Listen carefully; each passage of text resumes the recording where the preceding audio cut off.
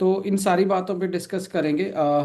देखिए, कैंसर का नाम जितना आसानी से हम ले पा रहे हैं, इतना आसानी ये एक इतनी आसान एक बीमारी नहीं है, बहुत कॉम्प्लेक्स बीमारी है। और इसके नाम से ही लोग डर जाते हैं। नॉट ओनली कि एक महंगा इलाज इसका रहता है एक मिडिल क्लास फैमिली से लेके लोअर क्लास फैमिली, जहाँ तक इलाज की बात आती है तो ये कैंसर बहुत ज़्यादा एक एक्सपेंसिव टाइप का इलाज है। दूसरा ये है कि इलाज के बाद बच जाना या इलाज करवाने के बाद दोबारा ना आना, ये सारे के सारे पहलू ऐसे हैं जो हमें बहुत ज़्यादा डराते हैं।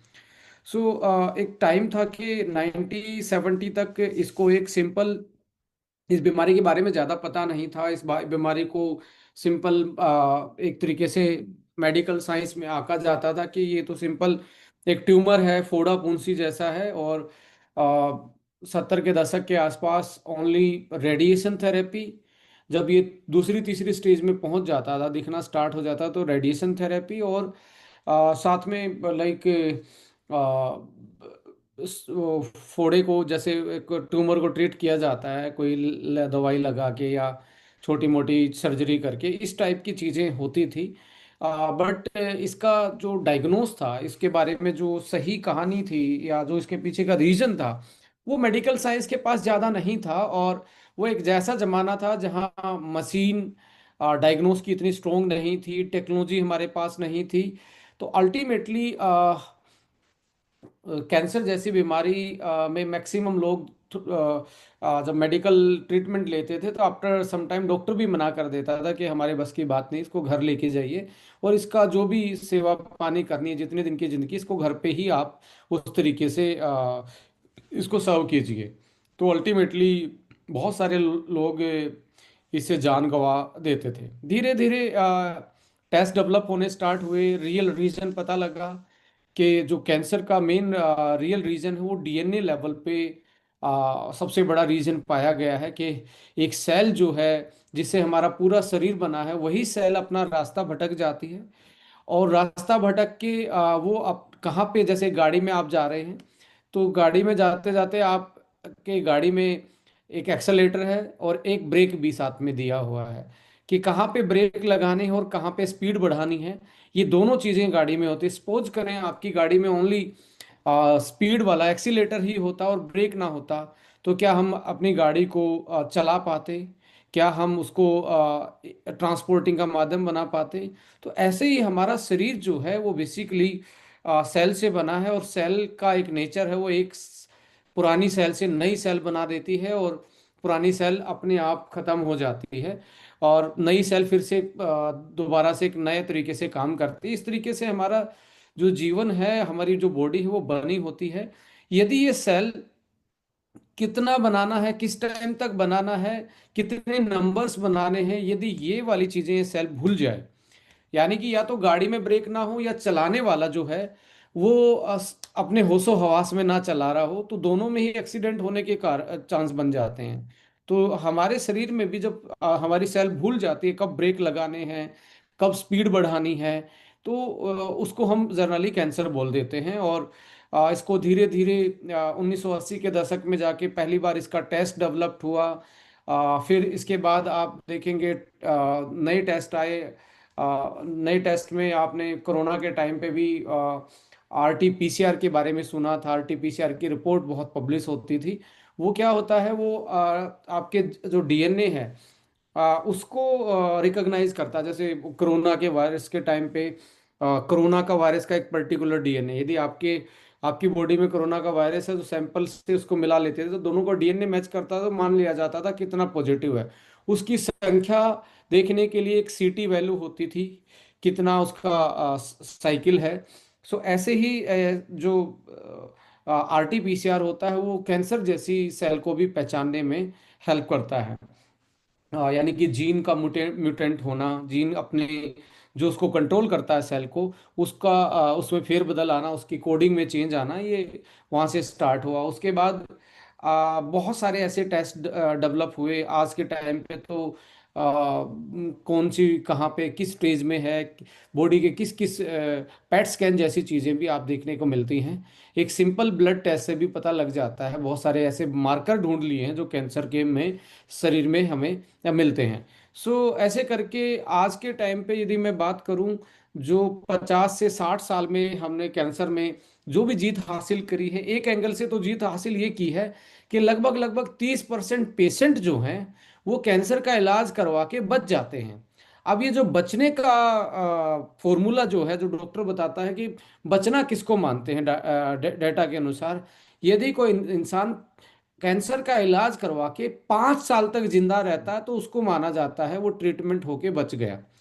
यदि वो 5 साल से 6 साल ही जी पाता, सात, तो उसको भी सर्वाइवल ही माना जाता है। तो इसलिए 5 साल की सीमा रखी जाती है कैंसर के पेशेंट के टाइम पे, इलाज के टाइम की मैं बात करूं तो ऐसे में हम डाटा को पे भरोसा करें या खुद पे भरोसा करें, साइंस पे भरोसा करें, हमें सारी चीज़ों पे भरोसा करके चलना पड़ता है। सो इसमें 30% लोग इलाज करवा के 5 साल प्लस की सर्वाइवल रेट में डाटो के अनुसार पाए जाते हैं, जो कि पहले बिल्कुल भी नहीं था। ऑलमोस्ट 5% के बराबर भी नहीं था कि कोई बच गया तो बच गया, नहीं तो मैक्सिमम लोग जल्दी ही डेथ की तरफ चले जाते थे। तो ये तो हमने हासिल किया। बट दूसरी साइड, नेगेटिव साइड आप देखेंगे तो नेगेटिव साइड ये है कि कैंसर के पेशेंट में कमी नहीं आई है। चाहे हमारी मशीनें या हमने टेक्नोलॉजी डेवलप कर ली हो, या हमने ड्रग्स डेवलप कर ली हो, इम्यूनोथेरेपी डेवलप कर ली हो, रेडिएशन थेरेपी, कीमोथेरेपी, जो भी थेरेपी हमने डेवलप की हो मेडिकल में, वो उससे हमारे पेशेंट में कोई कमी नहीं आई। पेशेंट तो बढ़ते जा रहे हैं। पिछले 5 साल में भी देखें तो इंडिया में लगभग लगभग 12% की बढ़ोतरी देखी गई है। 2020 से लेके 25 के आंकड़े बात करें तो लगभग 12.8% का इसमें इजाफा देखने को मिला है। और सबसे ज्यादा ब्रेस्ट कैंसर और लंग कैंसर सबसे ज्यादा डोमिनेटिंग है। यदि आप सभी टाइप के कैंसर को देखेंगे तो ब्रेस्ट कैंसर और लंग कैंसर इसमें सबसे ज्यादा डोमिनेटिंग पाए गए हैं। ब्रेस्ट कैंसर स्पेशली वुमेन के केस में आप देखेंगे 40 के आसपास जाके डिटेक्ट होना स्टार्ट होता है।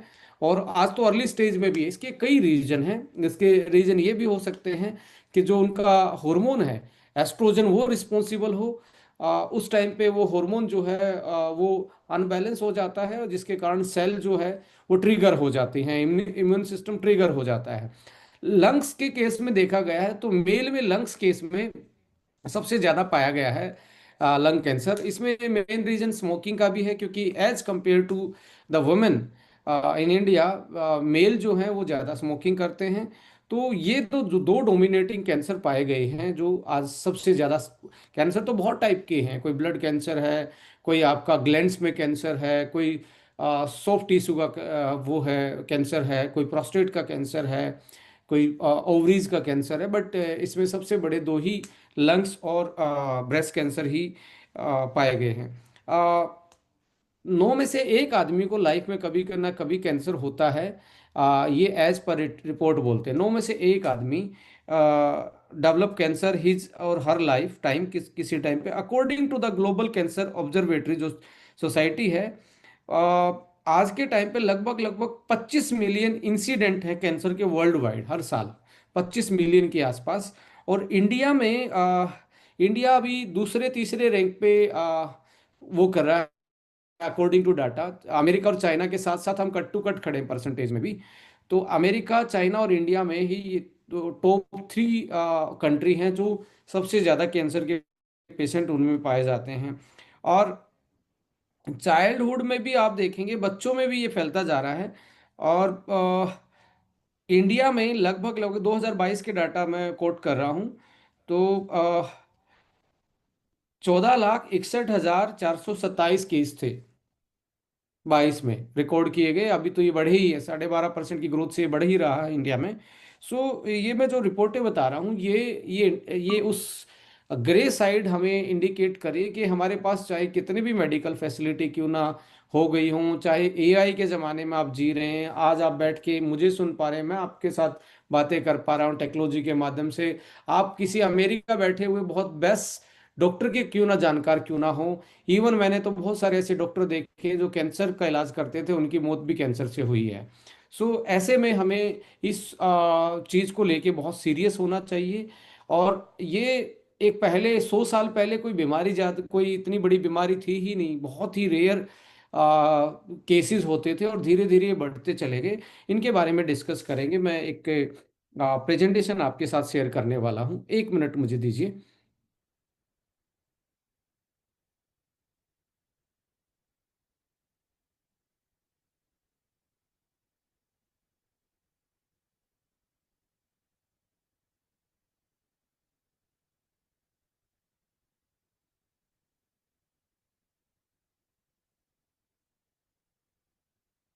डॉक्टर हैं जो कैंसर लेके आते हैं, बट मैं आपके साथ एक लेमन तरीके से जरूर जाऊंगा कैंसर के केस में। देखिए, सबसे इम्पोर्टेंट क्या है कि 1947 के बाद हमारी जो एज है वो 50 साल से बढ़ के इंडिया की 72 साल हो गई है। हमें लगता है जनरली कि हम पहले की जो जनरेशन थी ज़्यादा जी पा रही है, बट डाटा जो है वो बता रहे एवरेज जो लाइफ है वो इंडिया की आज़ादी से पहले थी 50 से नीचे, और अभी जो है करंट 72 साल है, तो 20 साल प्लस का इजाफा तो हमने कर लिया। ये लाइफ स्पेन में इजाफा है, क्या हेल्थ स्पेन में इजाफा हुआ है? ये आपसे मैं पूछना चाहता हूँ। मुझे लगता है सबका ये रहेगा कि नहीं, कि हम हेल्दी नहीं रहे। पहले की जनरेशन ज़्यादा हेल्दी थी, चाहे वो छोटा जीवन क्यों नहीं जीती हो, पर पहले की जो जनरेशन थी वो ज़्यादा जीती थी।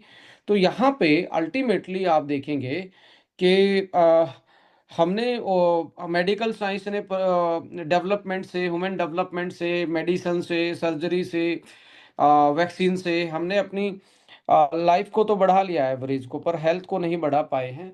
सो अल्टीमेटली धीरे धीरे हम बहुत सारे ऐसे लाइफस्टाइल डिसऑर्डर की तरफ बढ़ रहे हैं जो हमारे ज़िंदगी में एक तरीके से प्रोमिनेंट होते जा रहे हैं। डेली कुछ ना कुछ नई बीमारियां हमारी ज़िंदगी में ऐड ऑन होती जा रही हैं। सबसे बड़ा इजाफा जो हुआ था, सबसे बड़ा इजाफा हुआ जब से आपका जो एग्रीकल्चर जो इंडस्ट्री है, एग्रीकल्चर जब इंडस्ट्री बनी तो यहाँ पे पेट भरने के लिए बड़ी जनसंख्या का, तो जो आपके सीड थे, सीड को हाइब्रिड किया गया, और हाइब्रिड किया गया और उसमें केमिकल फर्टिलाइजर डाला गया उगाते टाइम, और खाना प्रोसेसिंग करते टाइम भी उसमें चेंजेस आया। तो हमने क्या किया, सबसे पहले अपने फूड हैबिट्स को, एक तो हमने क्या किया, जो उगाने का तरीका था और जो बीज थे उनमें चेंज किया, वो अल्टर हुए तो हमने उसको, उसके टाइम को चेंज किया। टाइम चेंज किया, खाने का टाइम चेंज हो गया, जो 6 से 7 बजे होता था अभी हमारा कोई टाइम नहीं है। इसके साथ साथ एक चीज हो, हमने फिजिकल जो वर्कआउट था, जो हमारे काम थे दिन के, फिजिकल वर्कआउट जो था वो हमारा मशीनों ने ले लिया। अब मशीन ने ले लिया तो हमारी फिजिकल एक्टिविटी कम हो गई। देखिए, मैंने एक किताब पढ़ी थी ब्लू स्पेयर के बारे में। 5 ऐसे रीजन देखे गए वर्ल्ड में, जापान को, इटली को, यूएस को मिला दिया जाए, इन सभी में 5 ऐसे रीजन पाए गए जहां लोग 100 साल से ऊपर जी रहे थे। तो उनकी लाइफ को देखा गया तो वो कोई जिम विम नहीं जाते थे, वो कोई ऐसी पर्टिकुलरली ये नहीं थे कि योगा की क्लास लेके आ रहे हैं, या उन्होंने कोई ट्रेनर रख रखा है, या वहाँ पे बहुत बड़े अच्छे अच्छे डॉक्टर, मेडिकल फैसिलिटी रहती है, ऐसा कुछ नहीं था। तो उन स्टडी में पाया गया कि वो इंसान जो थे वो अपनी डाइट, अपने टाइम और अपनी रोजमर्रा की जिंदगी के लिए डेली काम करते थे। चाहे वो 70 ईयर प्लस थे, उन्होंने काम करना नहीं छोड़ा, अपनी हैबिट्स में कुछ ना कुछ काम करना। और सोशल गैदरिंग, सोशल गैदरिंग का मतलब है समाज के साथ वो शाम को अपना दिन में काम करके शाम को इकट्ठे हो जाते थे, चाहे फैमिली के साथ, पड़ोसी के साथ, यार दोस्तों के साथ। तो जो हैप्पी इंडेक्स था, सोशलिज्म जो था वहाँ पे पाया गया। हर कम्युनिटी में एक कॉमन चीज पाएगी। आज सोशलिज्म से आइसोलेशन पे चले गए हम, फिजिकल से मशीन पे चले गए, और आज तो एआई का जमाना है। टाइम हमने चेंज कर दिया, फूड को उगाने का, उसको बनाने का तरीका, उसमें केमिकल हमने ऐड कर लिए। ऊपर से ये भी देखा गया, जो सनलाइट के एक्सपोजर में रहता है, पहले सनलाइट के एक्सपोजर में ज़्यादा थे, अभी सनलाइट के एक्सपोजर में कम है। पहले अर्थिंग जो थी, यानी कि धरती के टच में नंगे पैर ज़्यादा टाइम था, अभी तो ना के बराबर है सिटी लाइफ में तो, और लोग इसको हाइजीन प्रैक्टिस मानते हैं। सो दूसरा था अल्कोहल का consumption, environment pollution, smoking.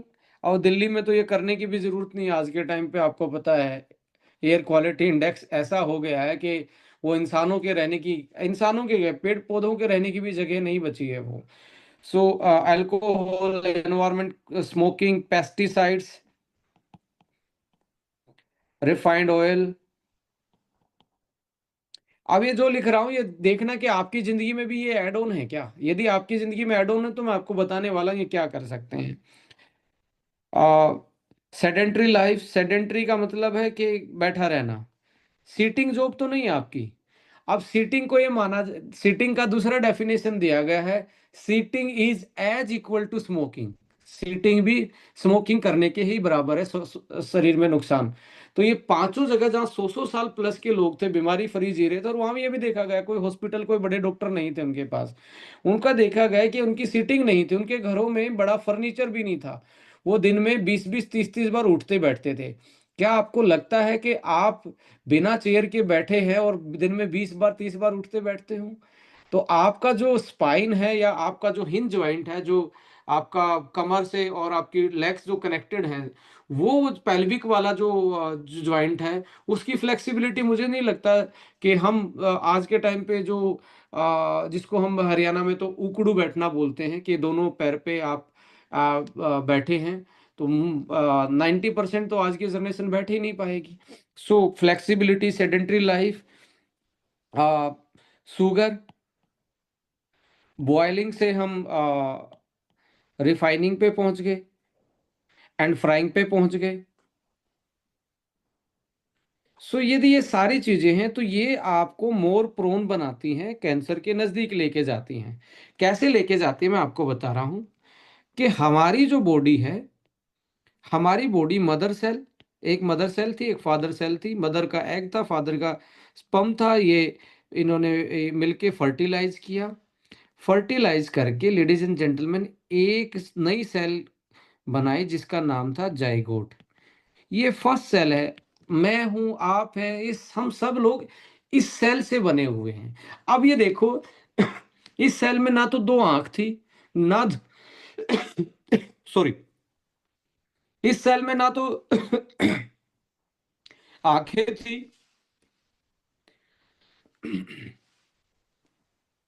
Really sorry, ना तो दो आंख थी, ना दो पैर थे, ना दो किडनी थी, और ना मेरी मदर ने मुझे एक दी, ना मेरे फादर ने एक मुझे डोनेट दी। ऐसा ही आपके साथ हुआ होगा, ना उन्होंने दी। तो इसमें ऐसी कुछ इस सेल में ही अंदर कुछ ऐसी चीजें थी जो, पूरी बॉडी इसी से बनी है, कि इसी के पास इंफॉर्मेशन थी कितनी हाइट निकलेगी, कैसा रंग होगा, कितने आ, इसका बॉडी स्ट्रक्चर कैसा होगा, आईज कैसी होंगी, नाक कैसा होगा, चेहरा कैसा होगा।